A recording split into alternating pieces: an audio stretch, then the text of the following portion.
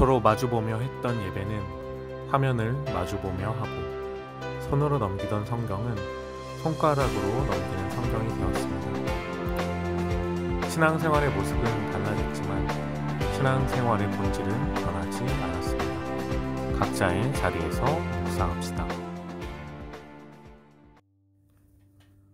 3월 12일 토요일, 오늘 함께 나눌 말씀은 마가복음 5장 1절부터 20절까지 말씀입니다. 마가복음 5장 1절로 20절까지 말씀입니다. 예수께서 바다 건너편 거라사인의 지방에 이르러 배에서 나오시매 곧 더러운 귀신 들린 사람이 무덤 사이에서 나와 예수를 만나니라. 그 사람은 무덤 사이에 거처하는데 이제는 아무도 그를 쇠사슬로도 맬 수 없게 되었으니, 이는 여러 번 고랑과 쇠사슬을 매었어도 쇠사슬을 끊고 고랑을 깨뜨렸음이로라. 그리하여 아무도 그를 제어할 힘이 없는지라. 밤낮 무덤 사이에서나 산에서나 늘 소리 지르며 돌로 자기의 몸을 해치고 있었더라. 그가 멀리서 예수를 보고 달려와 절하며 큰 소리로 부르짖어 이르되, 지극히 높으신 하나님의 아들 예수여, 나와 당신이 무슨 상관이 있나이까? 원하건대 하나님 앞에 맹세하고 나를 괴롭히지 마옵소서 하니, 이는 예수께서 이미 그에게 이르시기를 더러운 귀신아 그 사람에게서 나오라 하셨음이라. 이에 물으시되 내 이름이 무엇이냐? 이르되 내 이름은 군대니 우리가 많음이니이다 하고 자기를 그 지방에서 내보내지 마시기를 간구하더니, 마침 거기 돼지의 큰 떼가 산 곁에서 먹고 있는지라. 이에 간구하여 이르되 우리를 돼지에게로 보내어 들어가게 하소서 하니, 허락하신데 더러운 귀신들이 나와서 돼지에게로 들어가매 거의 2,000마리 되는 떼가 바다를 향하여 비탈로 내리다라 바다에서 몰사하거늘 치던 사람들이 도망하여 읍내와 여러 마을에 말하니, 사람들이 어떻게 되었는지를 보러 와서 예수께 이르러 그 귀신 들렸던 자, 곧 군대 귀신 집혔던 자가 옷을 입고 정신이 온전하여 앉아 있는 것을 보고 두려워하더라. 이에 귀신 들렸던 자가 당한 것과 돼지의 일을 본 자들이 그에게 알리매 그들이 예수께 그 지방에서 떠나시기를 간구하더라. 예수께서 배에 오르실 때 귀신 들렸던 사람이 함께 있기를 간구하였으나 허락하지 아니하시고 그에게 이르시되, 집으로 돌아가 주께서 내게 어떻게 큰 일을 행하사 너를 불쌍히 여기신 것을 내 가족에게 알리라 하시니, 그가 가서 예수께서 자기에게 어떻게 큰 일을 행하셨는지를 데가볼리에 전파하니 모든 사람이 놀랍게 여기더라. 아멘. 오늘 말씀은 어제 풍랑을 잔잔하게 하신 예수님의 권능의 모습들을 계속해서 이어지고 있음을 보여줍니다. 예수님께서 사역하시고 말씀을 전할 때마다 예수님을 배척하고 미워하는 사람들이 늘어났지만 예수님께서는 사역을 멈추지 아니하셨습니다. 먼저 5장의 전반적인 내용은 예수님의 권능의 사역들을 나타내고 있습니다. 우리는 마가복음 5장을 읽으면서 예수님께서 하나님 나라를 선포하고 전하는 분, 그 이상으로 그 하나님 나라를 세워가는 창조주이시며 하나님의 아들의 모습을 보아야 합니다. 권능을 가진 메시아의 모습을 우리는 보아야 됩니다. 또한 마가복음이 예수님의 고난받는 종을 드러내고 있음을 함께 살펴봐야 합니다. 예수님께서 사역을 하며 예수님을 시기하고 대적하며 거절하고 미워하는 사람들이 계속해서 나타나고 있음을 보아야 합니다. 또 예수님께서는 하나님이시지만 이 땅 가운데서 사람들을 섬기며 사랑하는 종의 모습도 함께 나타나니 우리가 말씀을 묵상하면서 예수님의 모습을 봐야 됩니다. 오늘 묵상 말씀은 귀신 들린 자를 고쳐주는 사역이었습니다. 거라사 지역에서 귀신에게 사로잡힌 사람이 있었습니다. 이 사람은 엄청난 힘을 가지고 있어서 사람들이 그를 통제할 수 없었습니다. 무덤 사이에 거하면서 소리 지르면서 돌로 자기의 몸을 해하고 있었다고 성경은 말하고 있습니다.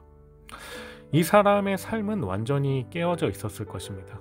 통제가 되지 못하고 제정신이 아니었을 것이고, 무덤 사이에서 살고 있었다라면 가족과도 함께 살지 못했을 것입니다. 계속해서 자신을 해하고 있었고 육체와 정신도 많이 상했을 것입니다.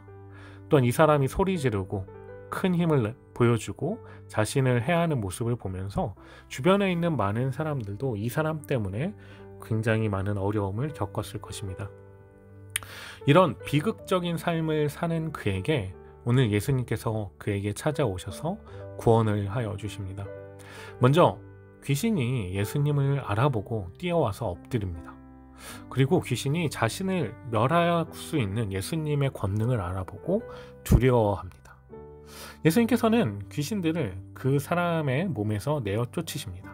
그리고 주변에 있는 돼지떼에게 그 귀신떼를 보냄으로써 그 사람을 귀신으로부터 완전히 구원해 줍니다. 2,000마리의 돼지떼는 굉장히 큰 자산이었을 것입니다. 한 사람의 재산이라고 하기에는 굉장히 많은 수고, 아마도 마을 사람 여러 사람들이 함께 키우고 있고 돼지를 쳤을 것입니다. 공동의 재산이었을 것입니다. 예수님께서는 귀신 들린 한 사람을 위해서 그 돼지떼를 희생하셨습니다. 이처럼 예수님에게는 이 한 사람의 영혼이 굉장히 존귀했던 겁니다.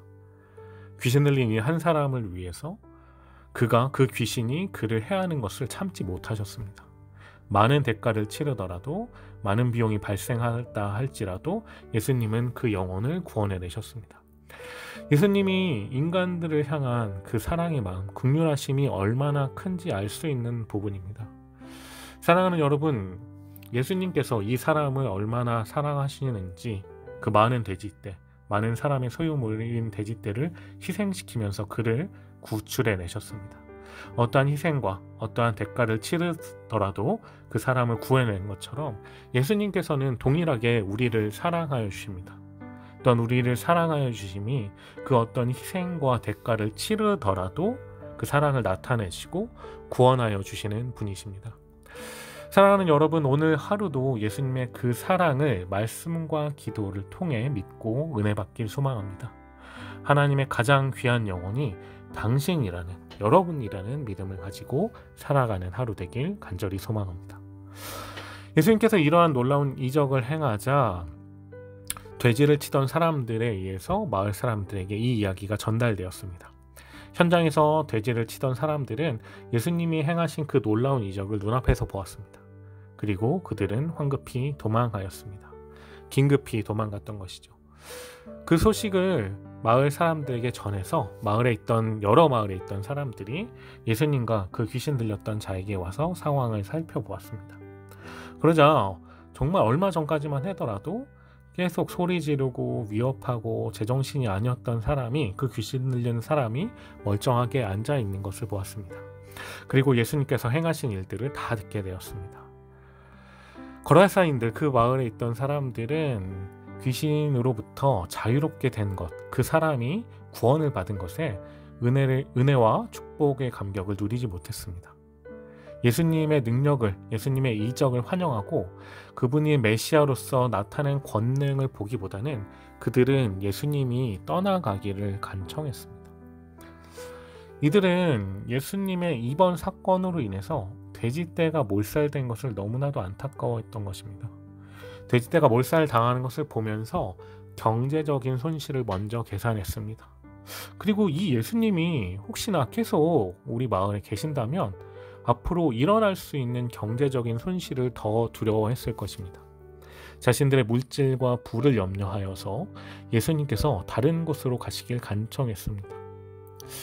이들의 모습을 보면서 어쩌면 우리는 구원보다 눈앞에 있는 현실적인 손익에 관심을 가지는 사람들, 그리고 남이야 어떻게든 말든 내 것, 내 물질, 내 재산만 생각하고 염려하는 이기적인 마음을 가진 사람들의 모습도 볼 수 있습니다. 우리가 성경 말씀에서 예수님과 만났던 부자 청년의 모습을 기억하시나요? 십계명을 다 지키고 모든 율법들을 잘 따른다라고 예수님 앞에 자랑하던 그가 예수님께서 너가 가지고 있는 재산을 팔아서 가난한 사람들에게 나눠 주라고 했을 때 그는 근심하며 돌아갔습니다. 예수님께서는 물질이라는 위험성을 잘 아셨던 겁니다. 그래서 하나님과 물질을 함께 섬길 수 없다라고 말씀하십니다. 사랑하는 여러분, 물질은 우리의 삶을 살아가는데 굉장히 중요한 것이고 필요한 것입니다. 그러나 이것이 여러분들의 주인이고 삶의 목적이 되지 않길 기도합니다. 우리가 그리스도인으로 살아갈 때에는 세상의 눈으로 우리가 착하고 선하게 보이는 사람처럼 보일 때가 있습니다. 그러나 오늘 말씀을 비추어 보면 교회 공동체의 지체들의 삶의 모습은 내 것들을 남에게 주는 삶의 모습이 드러나야 됩니다.